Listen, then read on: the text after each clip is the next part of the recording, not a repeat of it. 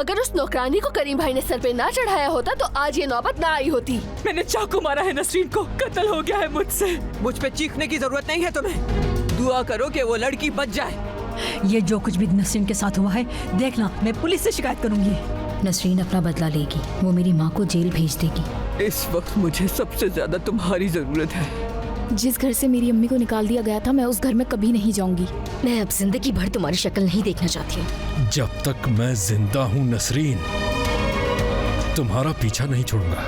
वो तूबा को फंसाने की कोशिश कर रहा है और चाहता है कि उससे शादी करके मेरे साथ मेरे घर में रहे।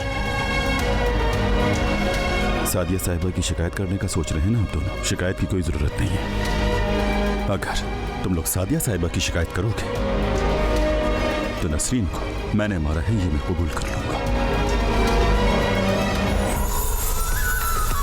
देखिए ड्रामा सीरियल इश्क एक गुनाह रोजाना रात 7 बजे सिर्फ ऑन टीवी पर।